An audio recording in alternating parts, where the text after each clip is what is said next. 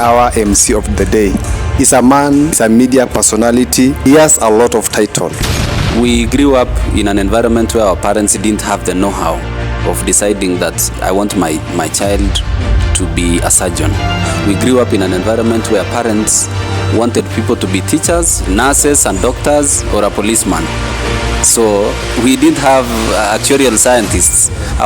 We have very many people who want to flock to this media. As we continue, some become tired, they drop. They say, as you begin to look ugly. When was your first day to you to appear maybe as an MC? So there's a difference between a talent, because you're a professional teacher, na bado you are in this part of media ambayo haukusomea. Sema, it's very good to identify your talent when you're young. So what can you tell us as young people? So, Gen Z mtupange. Vile tumewapatia opportunity ya kutupanga, msitupange tena na kuoga. Serikali imewaambia kujeni tuongee. Don't sense foul. Good morning and praise the Lord. If you are joining us for the very first time, it is a chilly morning, a cold morning, and it is a mid-morning. Guess what? Today we are very, very privileged to have one of the big MC in Baringo County. Guess what? Ngoja kidogo. Tell a friend that we are live, and they can rush to Kalema Daudi YouTube channel, Masharia. We are streaming live on those social media, and welcome so that we may continue together. And allow me to introduce my guest of the day, Bwana MC Karanja. Good morning. Good morning. Karibu sana. Asante sana. Thank you so much. Welcome and thank you for hosting me. Yeah. It's a pleasure to have you here. I'm privileged, and thank you for what you are doing. Yeah. This is inspirational, this is motivating, and this is the way to go. Yeah. Thank you. My co-host today is Masharia David. Together we are going to host our MC of today. We are going to learn a lot. Allow me just to begin right away. Our MC of the day is a man, is a media personality. He has a lot of title. Let him introduce himself to you so that you may know. So, for the first time, my viewers are seeing you and they have never seen you anywhere. They don't know about you. Can you introduce yourself now fully, a bit of your background, where you are brought on, and just something so that they may know you, sir? Thank you so much. Thank you. Good morning once again, viewers. My name is Amkich Karanja, as you've heard. I'm a teacher, I'm a writer, I'm a social media enthusiast. I love the media, and I do a bit of things out there. I was brought up in Baringo County. Went to school in Baringo County, went to high school, went to university, trained as a teacher of biology and agriculture, but I also do a bit of writing. I'm also a passionate, self-taught event moderator, master of ceremony. So I think I have covered much of what you guys wanted me to say, but if I remember more, I'll still add to. Thank you. Yeah. Asante sana. Thank you, sir. Yes. That is just part of introduction. Now, as we go to engage him more and more, you now know whom are you interacting with. To our guest of the day, this thing called media. Before even we continue, you are a media. You have a lot of presence in the media. You are also a professional in the field of education. Is this thing initially? Is this your passionate since ukiwa mdogo? Ulitaka kwanza kusomea media but ikaenda vibaya ukajipata mwalimu, ama what happened? Ama you are where did this spirit ama this passionate ilipatana wapi? Ulitaka kuwa journalist before ukaenda education, lakini now ni kama the spirit is turning you back to the passion, ama what is what? Thank you for that question. I am a teacher, like I said. And a passionate social media enthusiast. I was born in the late 80s, mid 80s. So I grew up when The media was just a television, a black and white TV, and maybe some newspapers. But I loved reading and I loved watching TV. The problem is that we never had a TV at our home, so we would go to the neighbors to read, to watch the news and some other programs like wrestling and all that. And I loved how the presenters used to present the news. And I had hoped that one day I would be a TV presenter. I also loved the radio, but I thought people were inside the radio, so I never imagined I could fit into that box. So I said, let me pray that one day I'll be a TV anchor. I loved people like Edward Kadilo. Edward Kadilo used to read the news in KBC, and Ngwata Francis. Ngwata Francis was the guy who did the weather forecast. And of course, in the radio we had football commentators like Ali Salim Manga and Billy Omala. And of course, all of us are familiar with the blackest man in Black Africa, Uncle Fred Obachi. Yes. And so many others. Exactly. So my passion was in speaking, but it didn't go as I had planned because of so many other reasons. But I ended up in teaching. But when I had the capacity to improve myself, I came back home, and it came back now as a passion. I love art, spoken art, to speak to people, to write. I love it. I used to read someone called Wahome Mutahi. Wahome Mutahi was a columnist. He used to do a humor column for the Sunday Nation in the early 90s, called Whispers. So and that is where we grew. I love all that. I have written, even before I wrote a book, I have been on social media for the last slightly over 10 years. 10 years. Yes, if you go to Facebook, you will look for Amkich Karanja. You will get Facebook Amkich Karanja. You read stories all the way from 2009. I do narratives about village life.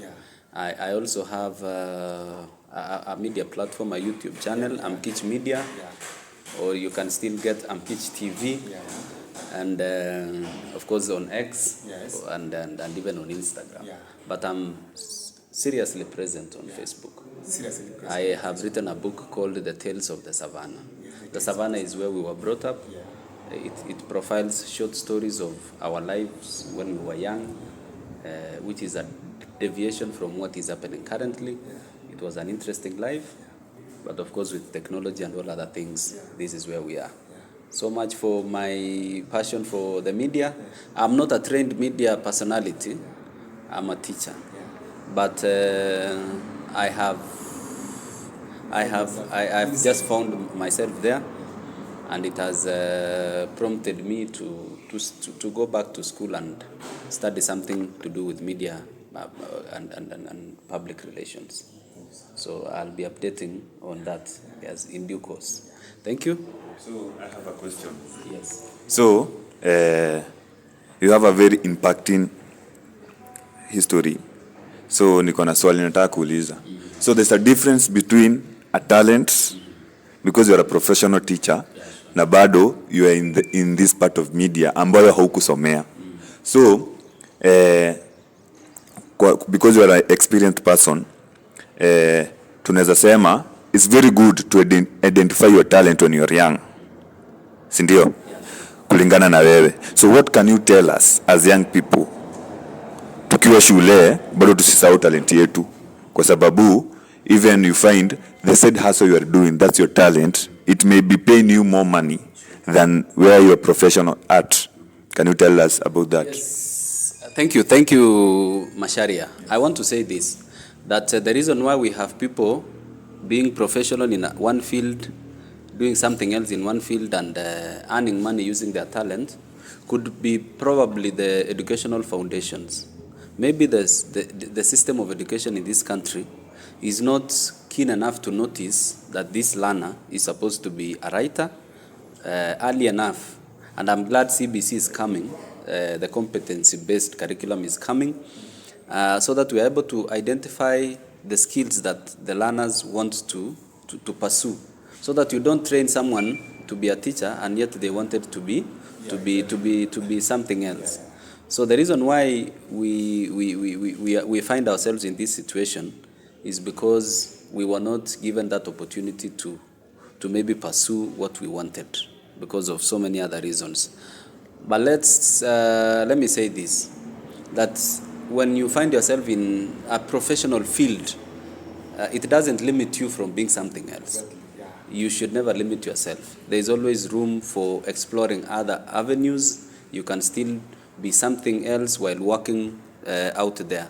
When you look at so many people out there, there are people who let's say, for example, the president of this country, William Ruto, is a scientist. He's a plant pathologist. He has a PhD in zoology or something, or botany, but he's a super politician. So you would say, if he had been identified early in life that he should pursue the field of politics, then maybe that is the line that he would have gone all the way, rather than having to go through something else. So I'm not saying I'm regretting teaching, because I also love teaching. I teach biology and I love biology. And I know a bit of biology. So it is still possible to diversify. And I want to encourage young people. You guys are just coming up. You are growing up in a difficult environment where we don't have jobs for everyone. And even if those jobs are there, they are not enough for all of us. So it is good to have a skill, like a YouTube channel like this one, where we come, sit down, share things, people view us, and you are able to earn something from it. So this is another way of pursuing. I know you guys are engineers, but you are here. But although this is still engineering, so when I go out to MC, I get paid. I never trained to be an MC. So when I wrote a book. I never trained to. I don't know where they train people to write books, but I have written a book, and I earn money from that book. So it is supplementary income.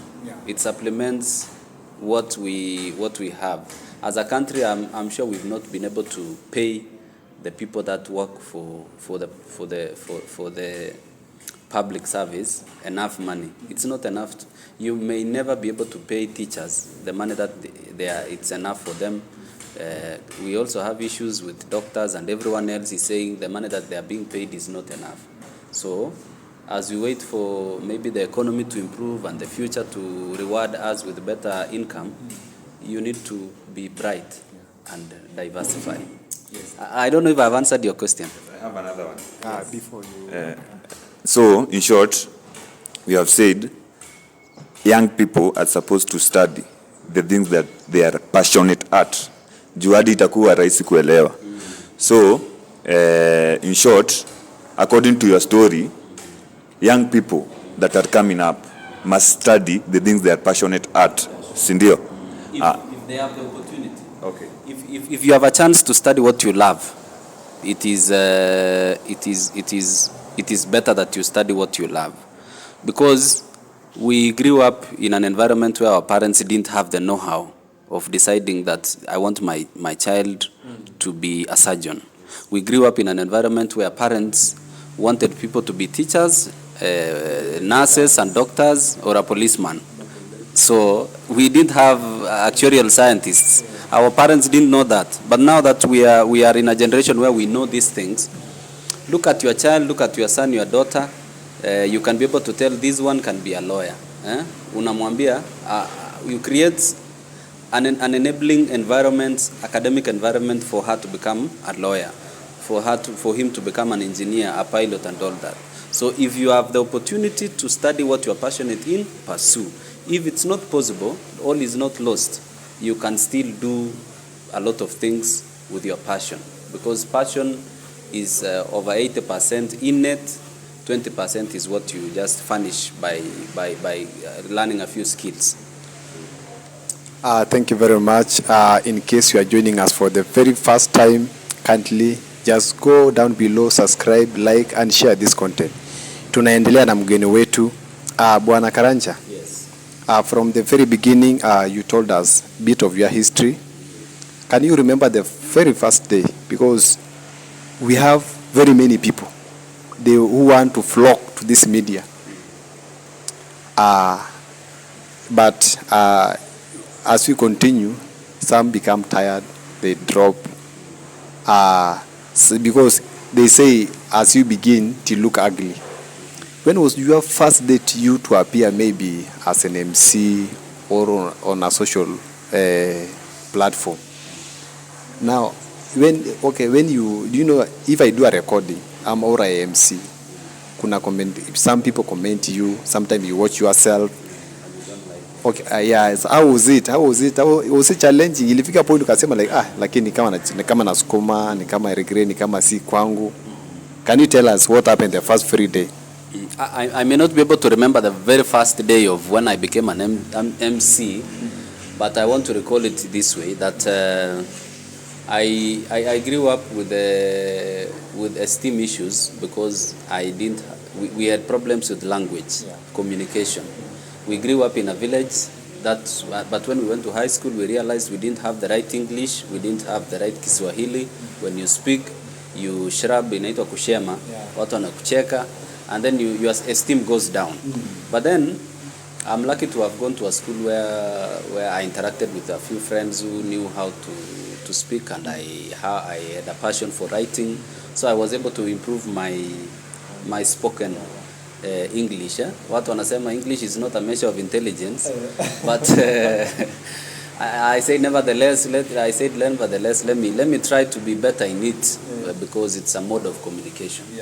Now, I found myself in emceeing by default, because I always wanted to speak to people. So I started small, speaking in family gatherings, inviting people to introduce themselves in family meetings.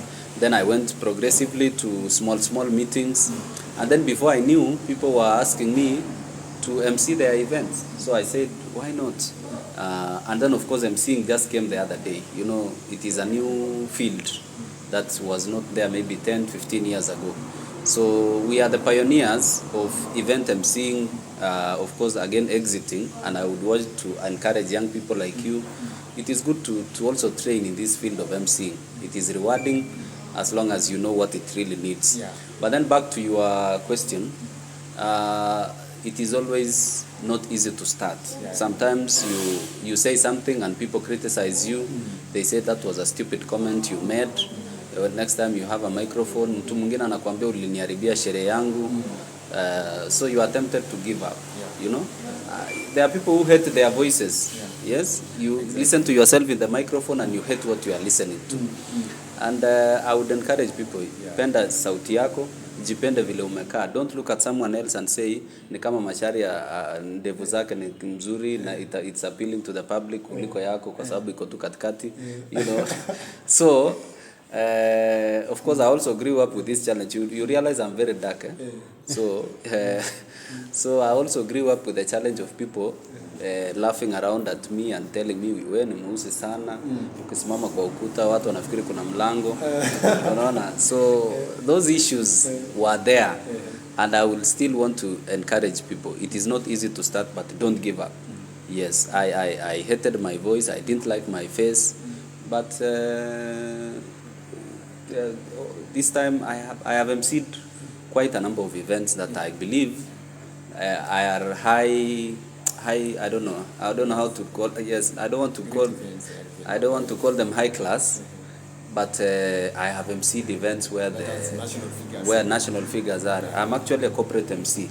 I have emceed an event where a cabinet secretary is the guest. Unfortunately or fortunately, I was also able to MC one of the funerals of the slain soldiers, the soldiers who were involved in the accident, the plane crash. and it was a military function, and they asked me to go and MC. So that's not a small thing. Yes, to be there with the brigadiers and the major generals and all those commanders, you need a bit of confidence, and we were able to deliver. So it is about kujiamini na kupursue. Don't get deterred. Mtu asikwambie wewe sauti yako ni mbaya, kaza moyo, shika microphone, ongea. Piga watu picha, do a documentary, do this YouTube channel. Watu wasikuambie wewe unajua mnatumia simu kama microphone, is okay. The most important thing is the voice, and people are able to hear what we are doing. Thank you. That is brilliant. Okay, tunaendelea. Now, Mr. Karanja. Yes. Where is that, where now, sometimes you begin a race, 10 of you. What do you think? What is making people that, even as in this media platform? Because sometimes watu wanaanza na certain energy, nguvu, nini, they look determined. What, nini kifika level inaanza ku separate people? Unaanza kuona some are left behind and some are going. Where is the hardest point in this media platform? This first of all, let's clarify. There is mainstream media. Mainstream media ni hizi gazeti za Nation and all those others, and these other TV channels and everything else. That's the mainstream media. The media we are discussing is the media, the social media, and what is coming up. There is free media now. You guys, you've grown up where when everybody is able to do things the way they want. In the past, you could not just open a radio station the way you want. You could not just run. There were no YouTube channels. Those things were not there. So the media was owned by the state. So stories zingine, wewe kama wamesema ng'ombe imekufa hapa na imeuawa na anthrax, hivyo ndio ukweli. Wewe usikuje utuambie hii ng'ombe iligongwa na gari, because you don't have the authority. So that is what has happened. So, but first of all, let me say this, that the media that we are talking about, the one for us live streaming, events, photo shooting, and all that, and even event management, there is a lot of sacrifice that is involved. Sometimes you go to MC an event, for example, people think you've been paid a lot of money, but you've not been paid a lot of money. They think you've been paid a lot of money, but you have gone there to build a network. You are emceeing an event where a governor is sitting down. You want to make the governor aware that you exist, so that in the next event that the governor or the senator or the cabinet secretary will be there, they will ask, ule kijana mwenye alitusaidia kwa sherehe siku ile ako wapi, mumtafute. So it starts with sacrifice. Wewe usianze na kusema nataka ni MC kwa ito na 20,000 na 30,000. No, do it for free. Yes, tell people, no, munipe microphone, I will do it for free. Ama you will see what to do. So you start small. And that is now where the challenges come in, because people give up. They look at it and they say, hii kitu, it's not rewarding. Mtu mwingine anakuinvite, anakuambia nipigie picha sherehe yangu harusi, alafu akulipi. I've gone to an event. I went to an event and then I did emceeing. Very far, I fueled my small car. I used a lot of fuel, but the person who was being married refused to pay me. So akaniambia si ulisaidiwa na ndugu yangu. So, but you see, I had traveled, but I didn't give up. So consistency, you have to be consistent. You have to to sacrifice. Lazima sacrifice your time. Not everything is rewarding at the beginning. You must sacrifice, and nothing comes on a silver platter. You have to fight for it. Sometimes ukiona hata mtu like me now, if I'm given an event at your school to come and MC, wewe kuja kwangu niambie si tunaweza ko MC na wewe, I'll give you a platform and I'll help you build a name. The next day we will not be going with you. People will call me to MC an event. I'll have 3 events. Then I'll say, let me refer Kazamoyo or you to do what? To do the event. The same thing with everything media. Everything media, please be ready to sacrifice. And that is why people give up. What wanna give up? And then there is a lot of financial implication. There's a lot of financial implication for you to get a camera. A good phone, for example, to record. It's not cheap. Even if people say it's 10,000, 10,000 is not little money. That's a lot of money. For you as a young person to get 10,000 that you don't, yenye hautumii, ndio upate 10,000 yenye haina kazi. Hakuna 10,000 haina kazi. So inahitaji kusacrifice, and there are so many things that you guys want to do. You want to buy clothes, you want to do fancy, unataka kununua saa mzuri kama ya Macharia, you know. You want to look smart, you know, but then you don't have money. So sacrifice, consistency, na ukuwe na self discipline, you know, and be ready to learn. Be ready to learn. I have tried taking a few guys out to do a few assignments relating to this, what we are talking about. But when I tell them, do audience analysis, analyze your audience. Ukiona kuna wazee, we cheza zilizopendwa, hata kama the event is not always about you. Sherehe si yako. Wewe unataka kucheza wakardinali kwa sherehe ya wazee. It's not about you, it's about the client. So play boring music for them. It's interesting for them, it's boring for you, but you are doing it. So the problem with young people, they want to go to an event and they play bongo from morning to evening. They want to do secular. It's a Christian event, it's a Muslim event. People are conservative, they don't want dancing, chini kwa chini, kuzurusha miili sana, you see? So you analyze. But some of them don't take instruction. Wasema, watu wanabo. Si wewe watu wanabo. Wewe listen to the people. If they say they want one song played from morning to evening, play that one song from morning to evening. Satisfy your client. So it also calls for patience. You have to be patient with the people, your clients, and also with yourself. And be ready to learn. Wewe kuwa mtu mwenye unapenda kufunzwa.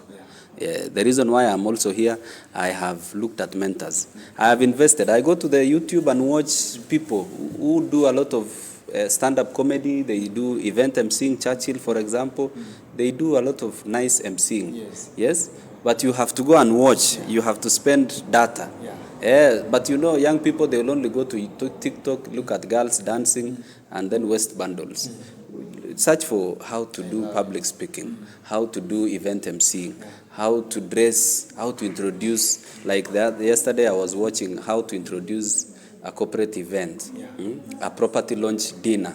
You see, how to dress for that occasion and all that.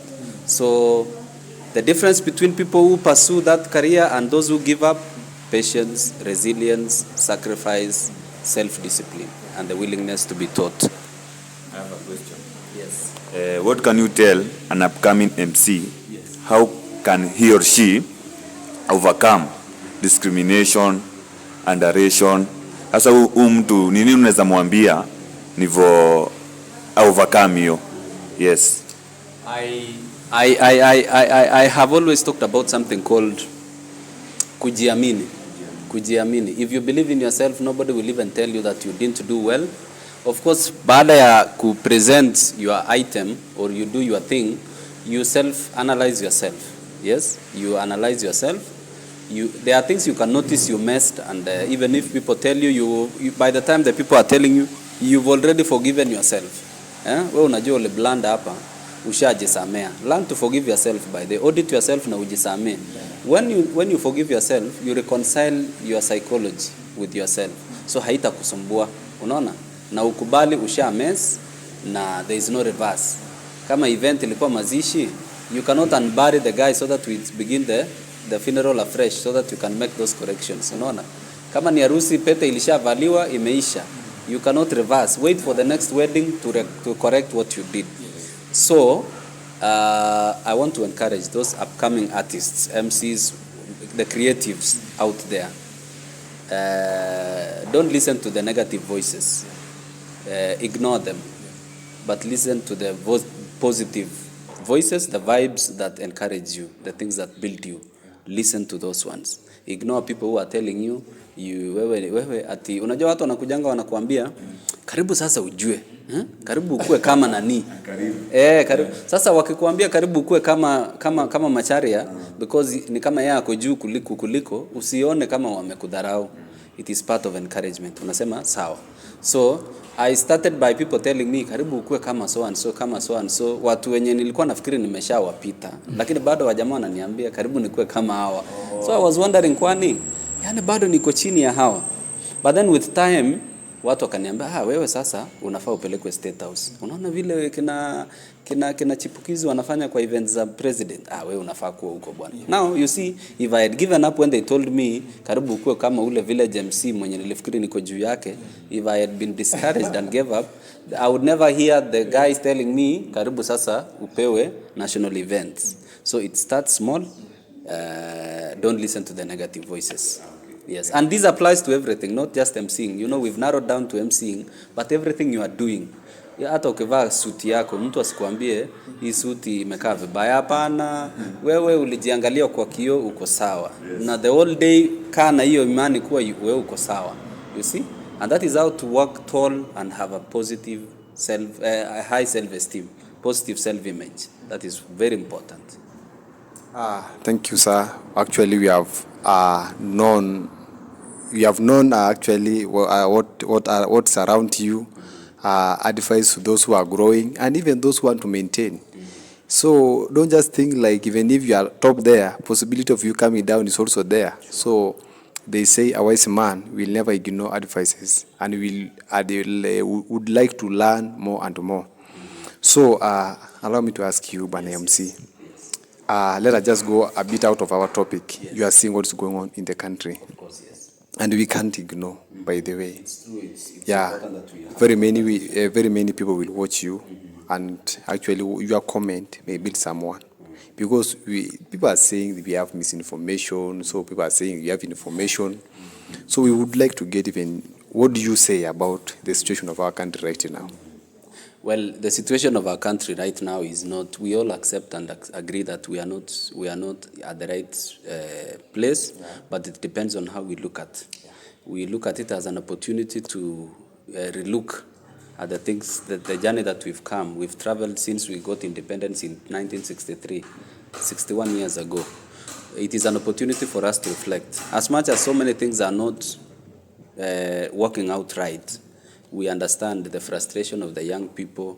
There are no jobs. You know, I have a friend of mine, we went to university together, he's a teacher, so he runs a restaurant. And you would not believe, he has employed seven waiters and waitresses to serve kwa hiyo restaurant yake tu ya kuuza chai na mandazi. And believe you me, those 7 guys are graduates, university graduates. They have degrees. And this guy tells me, I feel embarrassed when I pay them 6,000 after 30 days. A whole graduate, 6,000 shillings. But that is the situation on the ground. So as much as we want to celebrate that finally the young people have come up and spoken, we want also to appreciate and remind our young people that this country has come a long way. This country has come a long way.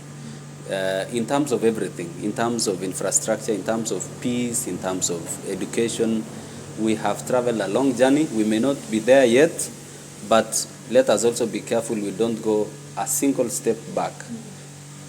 We fix what the current mess, but then make sure that even if we are falling forward. We are not falling backwards. We are falling forward. We are not falling backwards. Why am I saying this? When I was growing up in the early 90s in primary school, my father used to have a small transistor radio. And they would always read the news. There was someone called Charles Omuga Kabisai. Charles Omuga Kabisai in KBC used to read the news at 1. And there was some very sad news coming from a place called Zaire or something. I think, which is the current Rwanda. Yes, Rwanda, yes. There was around 94, 95. And you know, there were bad things happening in Africa. And some of the countries have never made progress because they allowed themselves to sink. And you know, the difference between progression and falling backwards is very small. We make a slight mistake, we lose it. And it takes ages to recover. it takes a lot of years to recover. Most of the Gen Zs on the streets were probably very young people when we almost lost it in 2007.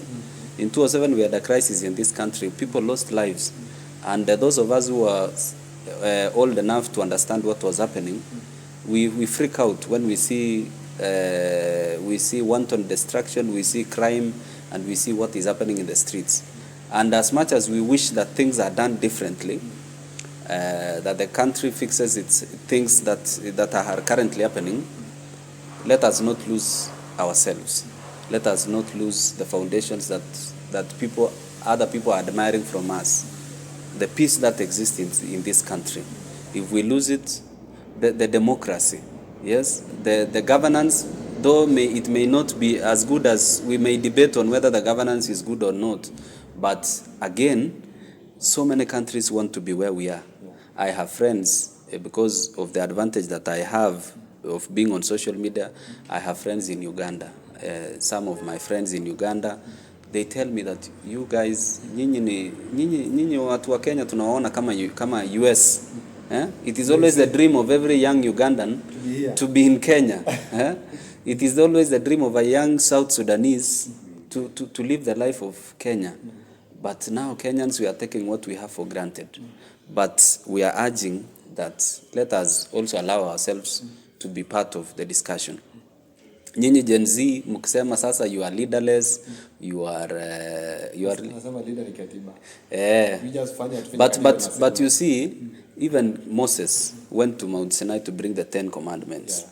And he had to bring together the children of Israel and have a conversation around the 10 Commandments. Okay. He could not just come and post the 10 Commandments and say, ukipatikana ukiua unaambiwa kwani hukusoma huko 10 Commandments. He came and told them, look guys, I had a conversation with God and God has said, do not kill.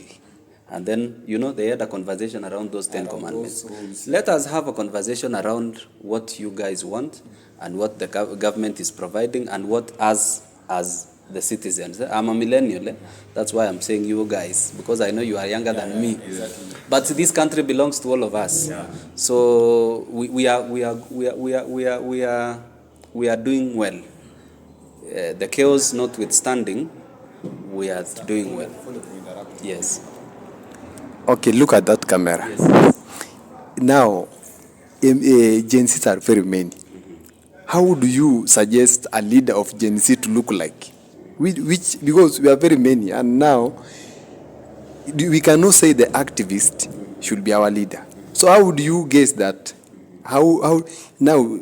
I heard the president yesterday saying we are going to a week of dialogue. Now, if you want leaders of Gen Z, how do you think we shall get? Ni nani huyu atasema huyu tuamini? Because tumekuwa na wengine wakitokelezea na unasikia online huyu hatumtambui. So how does a leadership of the Gen Z would look like?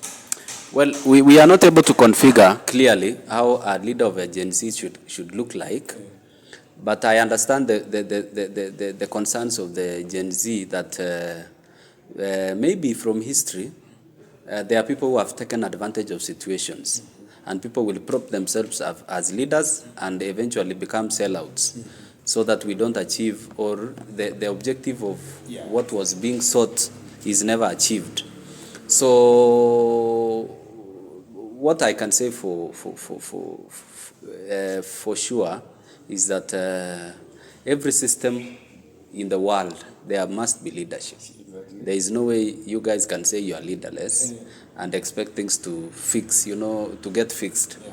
So at some point, you will have to trust someone or a few individuals to represent you. We've grown up in a system where there is a class prefect in class, there is a Sunday school teacher standing in front of us. There has to be some form of leadership in life. Even God, for those of us who believe in God, there is leadership from God the Father all the way to the church leaders and all that. So let us resign to the fact that Gen Zs must have leadership. Yeah.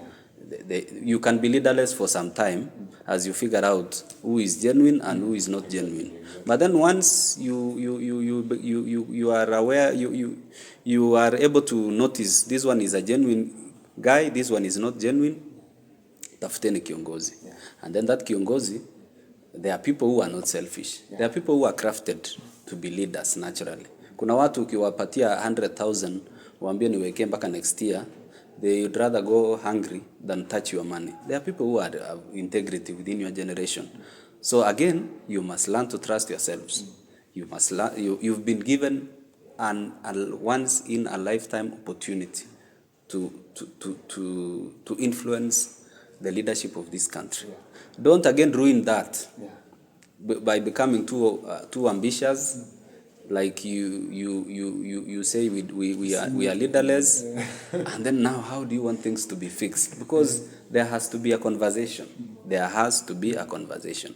Even as a father, I'm a father, and I cannot just tell my children we don't talk. Na post tu hapo, kesho ni ugali, kesho kutwa ni nyama.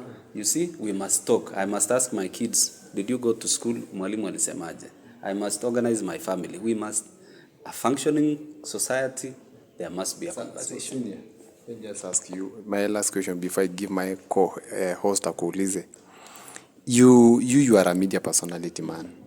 You saw what happened in this protest. Now those influencers, especially on X, even the Facebook, they were picked and kidnapped and abducted. Let me just use that term, abduction. Because if you are an influencer, where you are an influencer, we may think you are the leader. So the state has been picking these people. And you know now there's a fear. Mi nikijitokeleza niseme ni kiongozi, that picking may take place. So me, I have a very simple question.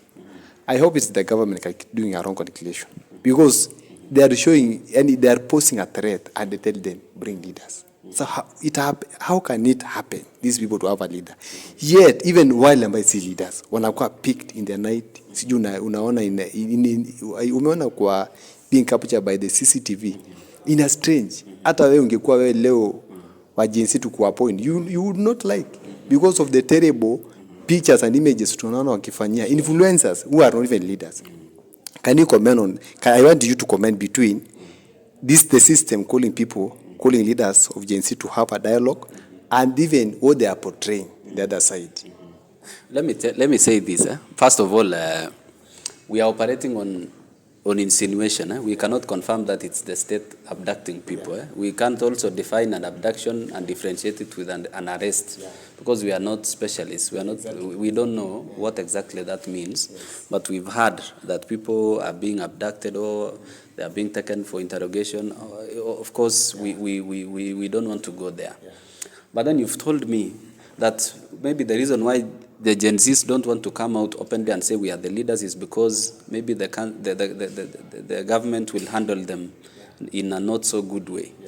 But let me tell you, but ask yourself as a Gen Z, for how long are we able to sustain this, staying leaderless for how long? You see, there must be someone who should come forward and say, ladies and gentlemen, this is me, my generation has trusted me to speak to these people. You see, let us hear so that and you know, there are people who have come forward and say they are ready to die for a cause. You see, if you are ready to die for a cause, you wouldn't fear being abducted or being arrested.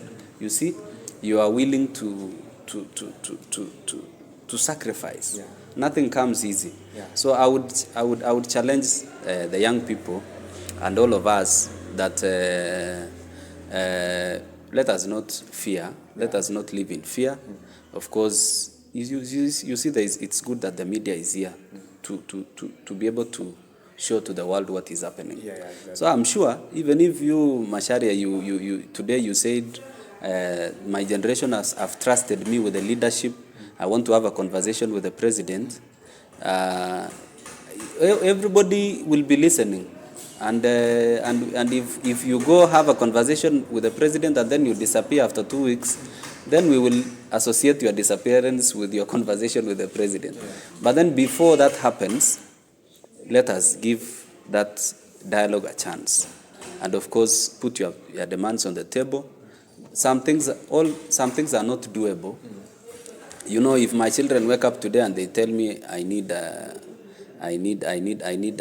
car, it's unreasonable. I can't buy a car for my daughter in grade 9, you see, or 8. Yeah? There are things that happen. Yes. So there are very critical issues that Gen Z are putting forward. Issues relating to corruption. That without corruption, we are able to employ guys who are getting out of university, technical institutes. People are able to get jobs because we'll have enough money to put people in jobs. Without corruption, we will have enough money to do all the roads in this country. We'll have enough money to give scholarships. Every child will go to school and get an opportunity to be a better person in future. Every amenity, whether it is an hospital, a mortuary, a school, anything, will have enough facilities that befits human dignity if we didn't have corruption. So I think it's a concern. But then, if you guys are not keen on how to approach it, you may end up losing the game, and we are the overall losers. It's not the Gen Z who are going to lose; everybody else will lose. We will have lost an opportunity as a country to make the right decision and move forward. I have said, whatever we do, I'm also a young man, slightly above 35. I also want a country. God willing, I'll still be in this country for quite some time. Yeah. Yes, before I become an old man. I'll be here in the next 20, 30 years or so many other years. God bless me. I want my daughter, my son to graduate from campus, get an income for herself. So, Gen Z mtupange. Vile tumewapatia opportunity ya kutupanga, msitupange tena na uoga. Serikali imewaambia kujeni tuongee. Msisense foul play. Operate on the positive side of goodwill. Yes. When as much as the president is a human being. He's a father. He's an elder. Every father would wish to listen to their children. And allow yourselves to be spoken to.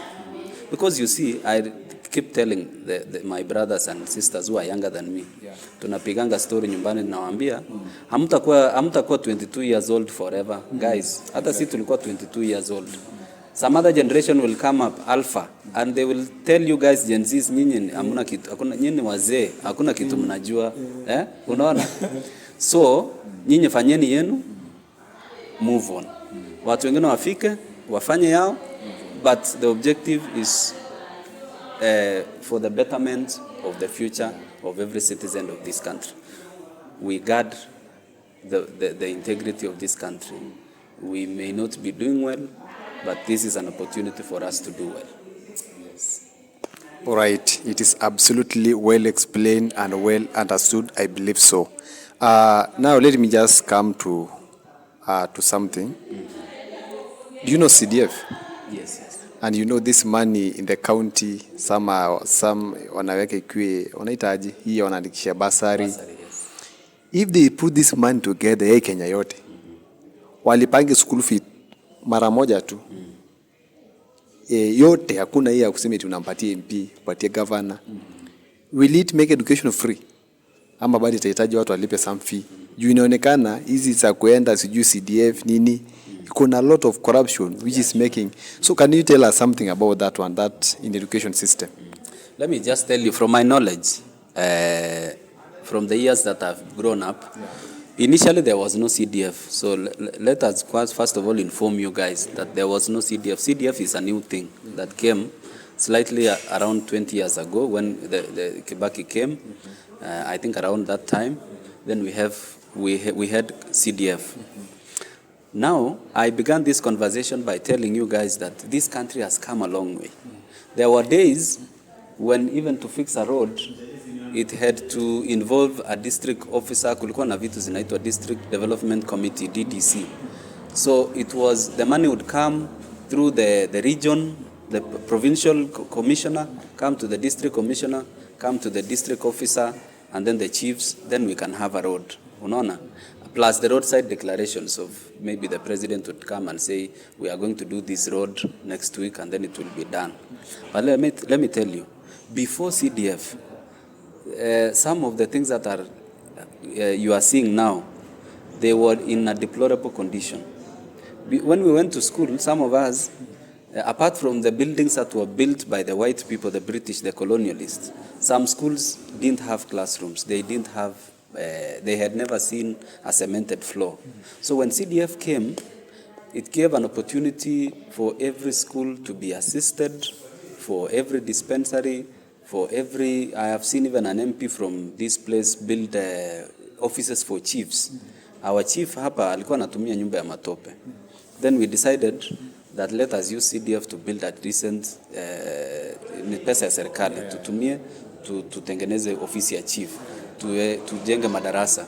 So CDF, maybe it is beginning, we are beginning to see that we can use CDF in a better way. In a better way. So we don't want to condemn it fully, that it is being abused, but it has helped change some of these things.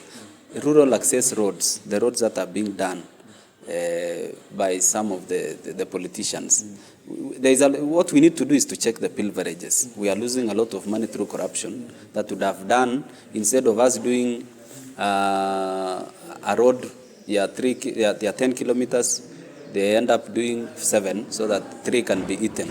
So let's work on these 3 so that we don't lose the 3 kilometers, you see. But then, again, when President Kibaki came in 2003, maybe some of you, maybe you guys had not been here, akasema there is free secondary education and free primary education. We may not have achieved that 100%, but it did magic. Yeah. It put people in school. It lowered the cost of taking people to school. And that is why there is a capitation for FSC, free secondary education, FPE, free primary education. As a teacher, I'm familiar with that. And I have seen nimeona wanafunzi kutoka backgrounds maskini wakiweza kupata nafasi ya kusoma. You see? So let us look at most of the things that the Constitution is 2010 has given us as a blessing, and work towards making them effective, the effectiveness. If we have something that is not serving us properly, let us make it serve the people in a good way. If you think it's not helping us, let us get rid of it. But I have heard the Gen Z say we remove CDF and then take it to the Ministry of Education so that the ministry can take the money directly to the schools. Let me tell you, in a crafty society, money will still be stolen. The same human beings that are MPs are the same human beings that are the education officers. If money were to be lost, it would still be lost. Let us check our integrity. Let us check our values as a country.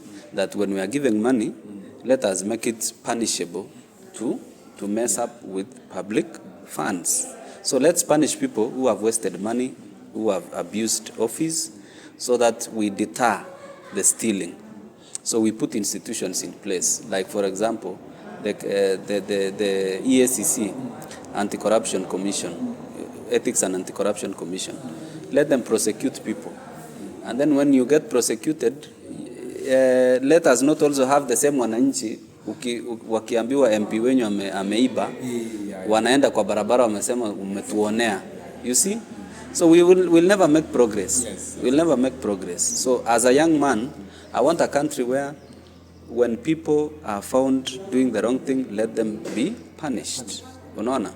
Like, you know, let me tell you, it is historic that a whole president of a republic has come forward to express sympathy and empathize with the people that have suffered with this chaos, and said, let us talk. You know, it's unheard of.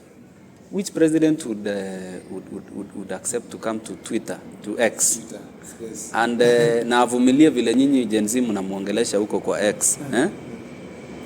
And that brings me to my issue. Unaona, it's good to be young. It's good to be young. It's exciting to be young. When you are young, you don't even think about dying. That's why people go to the streets and they end up dying, because kukua mdogo, damu inachemka. Anything is possible. Yaani unasikia kabisa umefika. Lakini katika hiyo hali ya kusikia umefika, usisahau kwamba time is running out. Unaona? Usisahau kwamba the same elders who were once young people like you. Usisahau kwamba what you tell an elder like this of the stature of a president, if you should ask yourself, are you able to tell your mother and father those things, those deplorable words that you can use on the social media? Are you able to call your father or your mother in that manner? If it doesn't sync well with you calling your father some word, then I don't know why it syncs well with you insulting a president, insulting an MP. You see, we can insult ourselves for a whole year, but we don't make progress. Exactly. So when we get an opportunity to speak to a president, tunasema hii tumepata, fanyeni aje wasee tuongeleshe huyu mzee vizuri, unaona? So we don't lose the opportunity. Saa hii president amesema nyinyi muende mkuwe na dialogue, give dialogue a chance. Kwani the world is not ending next week. If it doesn't work out, so you guys, you come back to the streets. But then you cannot stay in the streets. You want the president to come to the street and talk to you hapo kwa roundabout. Kama mmechoma tire. It doesn't work like that, you know.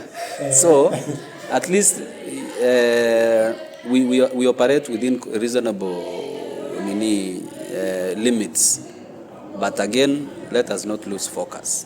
Let us achieve what we want as young people. Yes, so millennials tunawapatia opportunity nyinyi. Sisi tu kidogo pengine tulizembea. Lakini sasa nyinyi tumewaambia nyinyi ndio wazii. Lakini hiyo uzii wenyu msifanye ikakuwa hasara. 10 years from now generation alpha wanawaambia nyinyi mlijifanya, sasa mlienda bunge mkaenda kukula.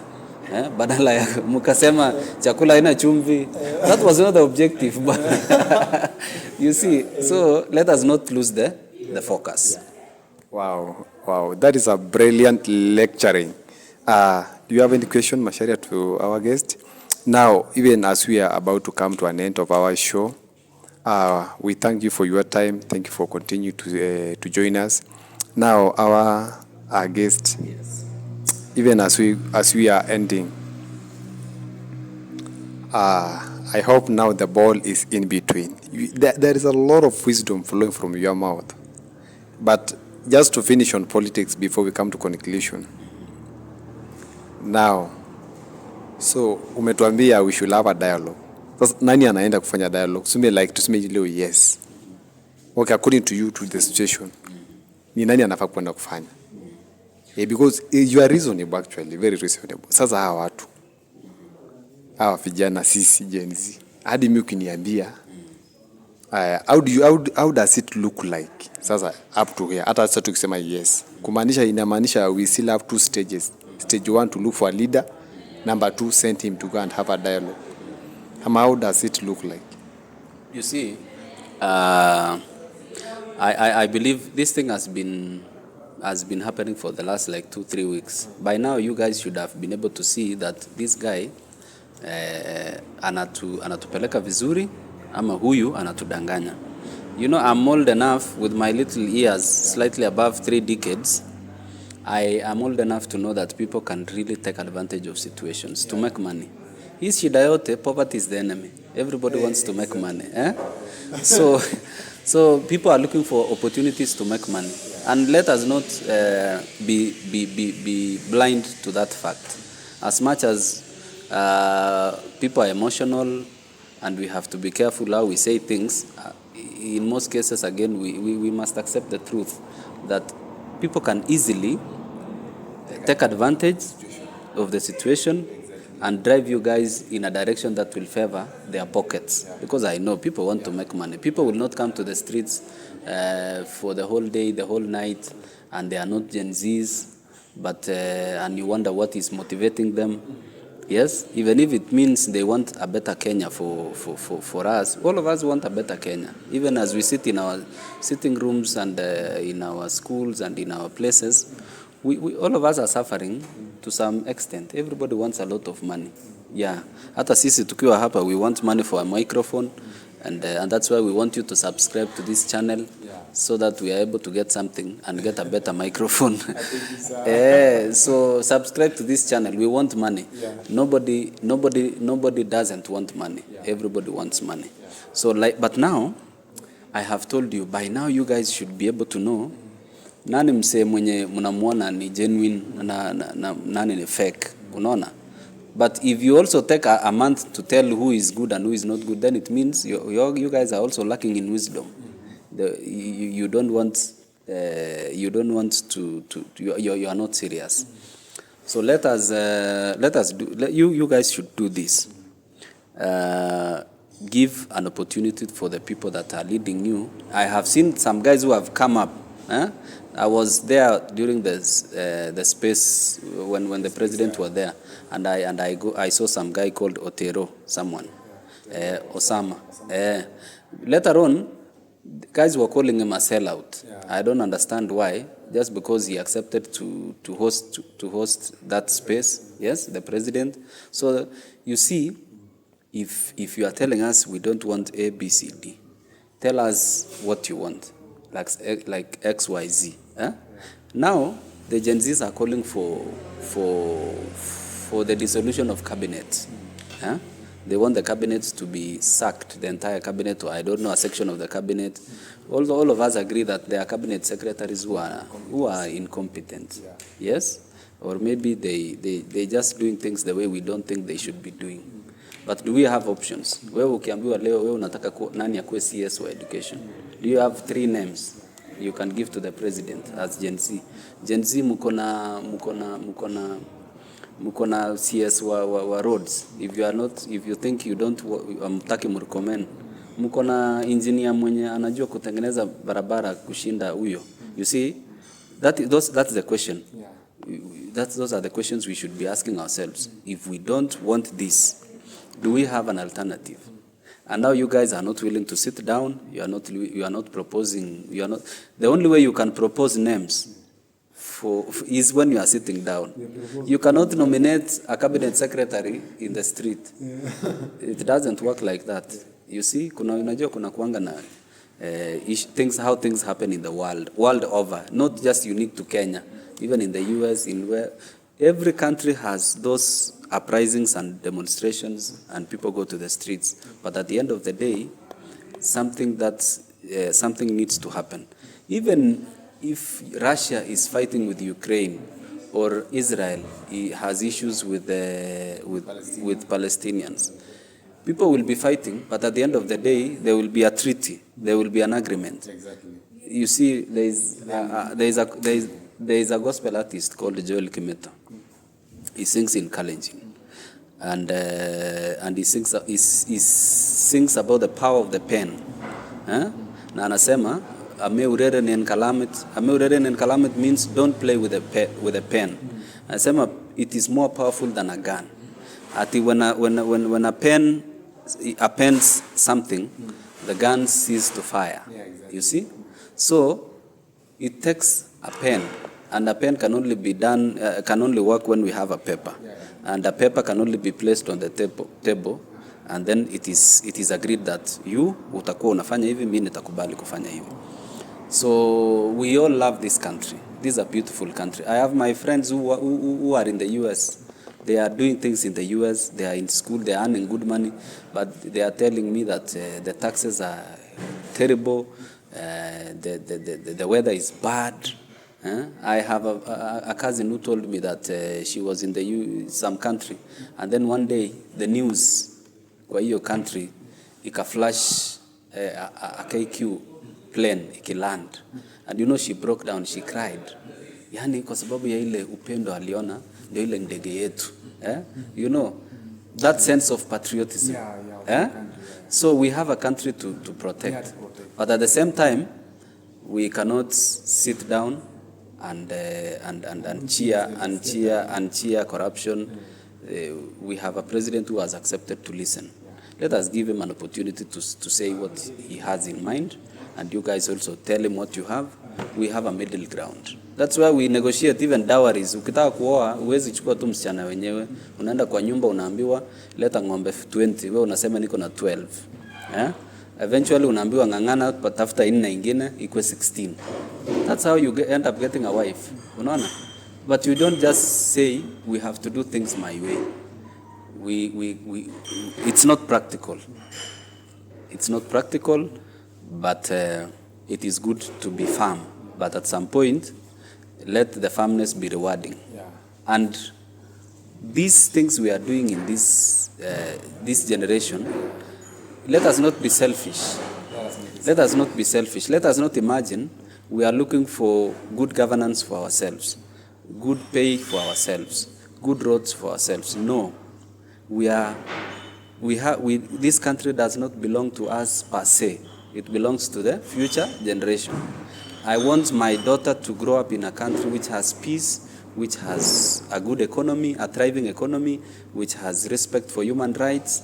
That is what the kind of country that I want for my children.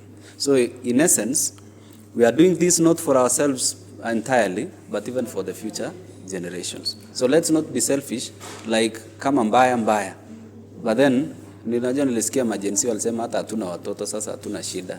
But you see, watoto watafika. Every society, every generation must beget a genealogy. Unaona? Yeah, exactly. So you guys were not here 20 years ago or 30 years ago, but you are here. And it is because of the things that people did 30 years ago that you are able to enjoy a few more things currently. Exactly. They say a leader does not plant a tree so that they can enjoy the shade. Yeah. It is for the future generation to come and enjoy the shade. When you plant a tree and it gets the fruits, it's not you who has to eat the fruits. Let another generation come and eat the fruits. Sometimes you don't celebrate. Even a mango tree produces fruits, but have you ever seen a mango tree eat the fruits? It doesn't. Someone else comes to eat the fruits. Yes? And so let us be the mango tree that produces sweet fruits for the future generation.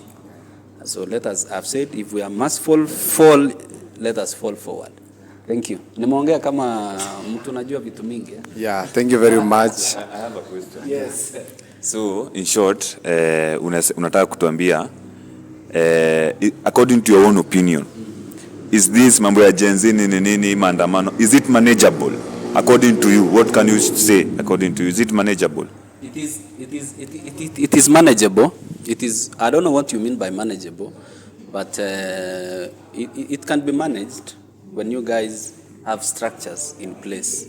Not kila mtu kuamka tu na kwenda street, choma taya, rudi nyumbani. Unaona? It can be managed. You guys can put yourself in an organized circumstance, and let us have the leadership and all that. But then you see, it is not also sustainable. There are things which are not sustainable from experience. For the years that I've been watching news and reading newspapers and looking at world politics, you can't be in the streets for a whole year. You see? At some point there is fatigue. I hope it is not the aim. Yes. These demos, they have a certain focus. Yeah, sure.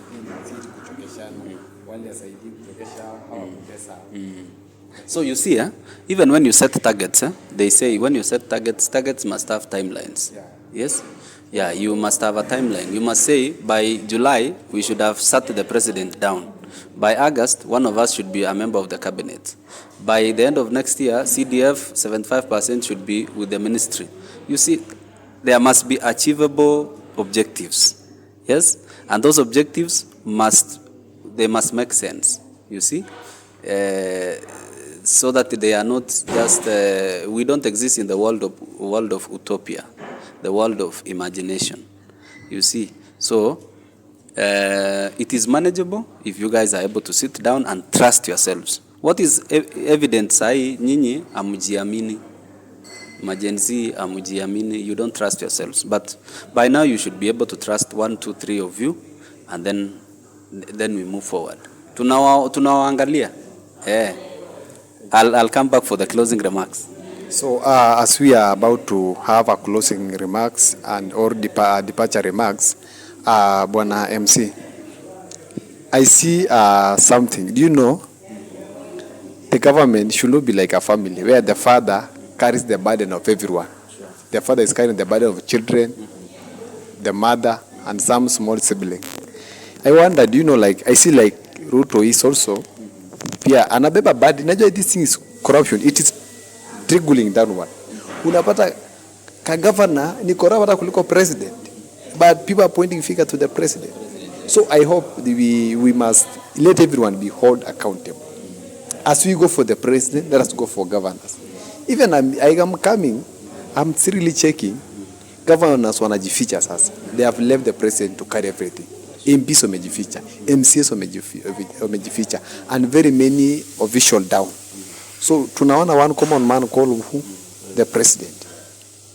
So though is the head of government, but hata kuna vitu zingine hata hizi zinapotea huko na ajui. So I want you to address that one, and also you can tell our viewers where can they find you on your social media, so that whoever want to your services or interact with you, they can get you directly. I want to say thank you. As we come to the close, let me say this, that we have a beautiful country. We have very good structures in paper that are supposed to manage our affairs as a country. We have the constitution, we have the commissions that exist, like the Teacher Service Commission is supposed to employ teachers, the National Police Service is supposed to recruit policemen, all that, you see.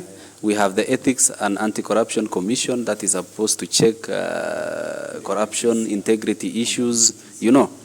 You see, if you buy a bicycle, and you have a beautiful bicycle, and the objective of you buying a bicycle is to enable you to carry your milk from your farm to the dairy, so that you can rush, spend 10 minutes, and come and do something else. So you have a beautiful bicycle, you spend money in buying the bicycle, and then you pick the milk, leave the bicycle at home, and walk to the dairy. Utakuwa umesolve issue, au utakuwa umesolve. You bought the bicycle so that you become effective in running your affairs kwa nyumba yako. Lakini wewe unawacha baiskeli hapo imepakiwa na unatembea mguu. You take 45 minutes to and fro instead of the 10 minutes that the bicycle would have afforded you to take. What I mean by this is we have structures in place. Let us make these structures work for us. Let us make the Ethics and Anti-Corruption Commission work for us. Let us allow TSC to recruit teachers based on merit, so that we don't have you people complaining that kuna watu wanaandikwa kazi chini ya maji nini. Unaona, kila kitu ikifanya kazi vile inafaa ifanye, we won't be having these complaints. And I'm saying we are lucky because we have those structures. Let us now, they might be 50%, 75% operation. Let us 100% operationalize some of these institutions. They will really help us. And then let us also hold ourselves accountable as the population, as the citizens. You see, when we play the card, the tribal card, for example, when someone is prosecuted from your village, and then you go bankers because you don't want your village mates to be prosecuted, yet he stole money, public money. We will not move. So, as much as you want EACC to work for you, let also EACC arrest your brother if he steals money. Exactly. And you should be ready to lose your brother for the next 21 years in jail, and then we'll have a country. So it comes with a sacrifice. It comes with a sacrifice. You know, sometimes we do things thinking it's for them, not for us. But when we put a law that says if you steal money, you go to jail, you can still go, the writer of the law can still go to jail. Wewe mwenyewe hata kama ulikuwa unaandika uweze sema mimi nilikuwa Kilifi, nilikuwa naandika, I was drafting the constitution in Bomas, sasa siwezi fungwa naye, ni kitu yangu. It's not your thing, it's the law. So let us also be ready. And this brings me to a point that we also need to look at ourselves. For many years, we have looked at politics and leadership as an old-fashioned thing. It is meant for people who have nothing to do.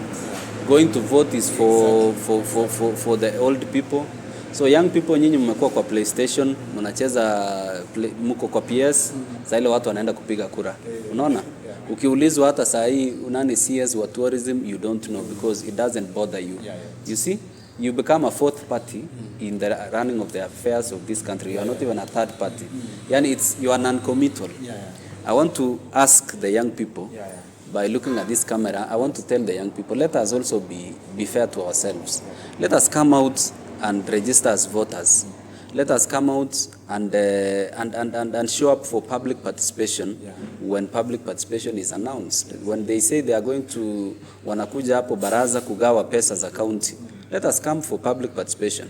We've always been joking around, and even in our social media platforms, in our WhatsApp platforms in the village, you tell people tomorrow there will be chief ana announce kesho kutakuwa na public participation. Watu wanauliza kuna soda, majenzi nyinyi mnataka soda, hamutaki.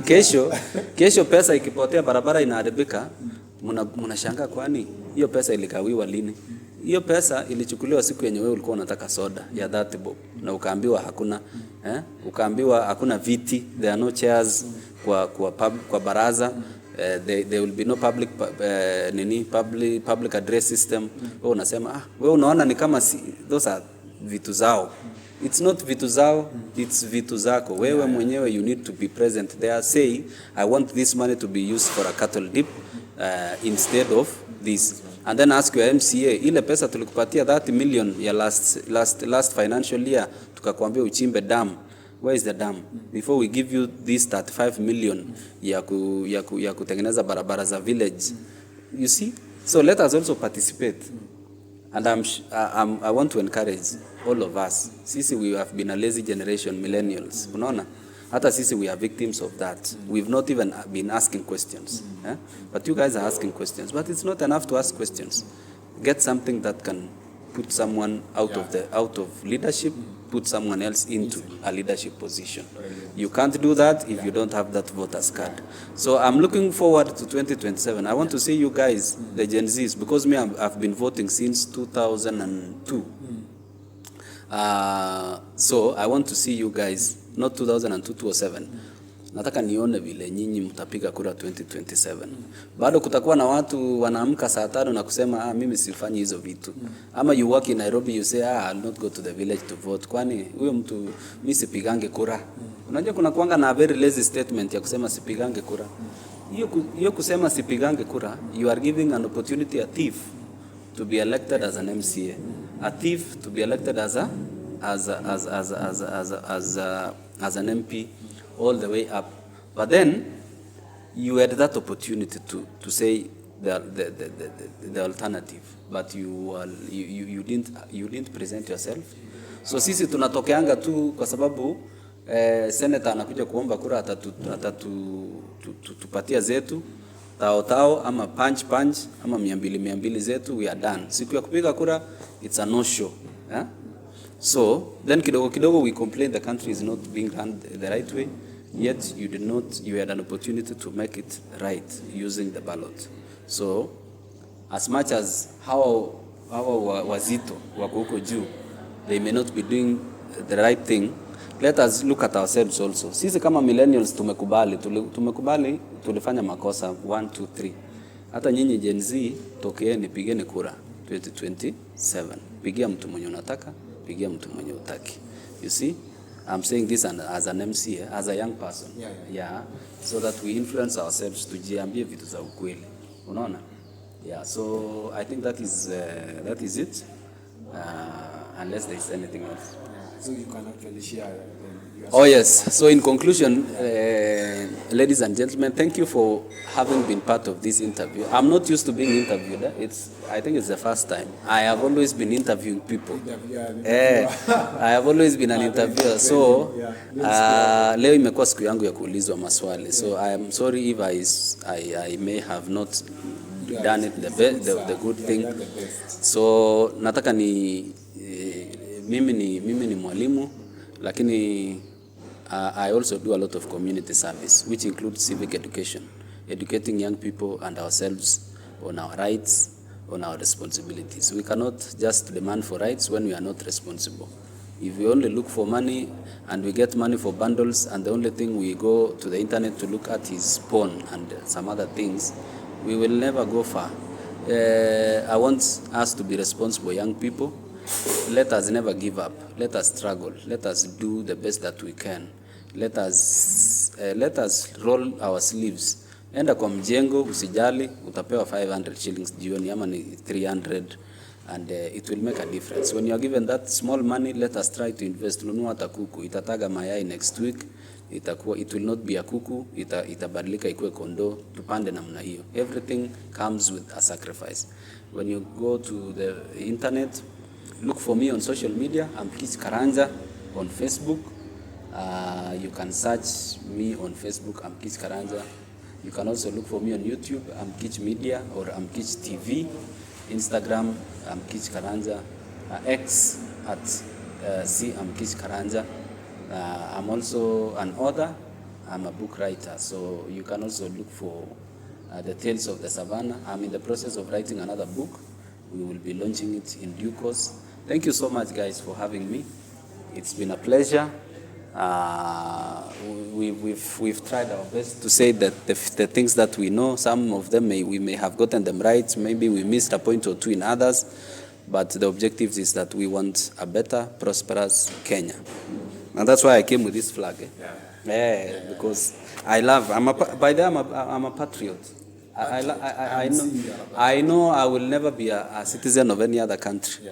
I have been a citizen of this country for the last 38 years. Yes. I don't intend to change my citizenship. Tutakaa hapa tu. Tuko hapa mpaka atuende mahali. Tukienda US tutarudi. Tunaenda kutafuta pesa, tunarudi. Tukienda Australia tunaenda kutafuta pesa, tunarudi. Kwa sababu tunataka pesa. Ultimate objectives, but let's look for money in the right way. Yes. Asante sana. We must say thank you very much, our guest of the day, MC Karanja. He's a man of wisdom. Even me, I thought that alisema ni mwalimu wa biology, but ni kama anafaa kuwa mwalimu wa English. And otherwise, thank you for being with us. Thank you for your time. See you next time. We appreciate you. See you next time. Thank you.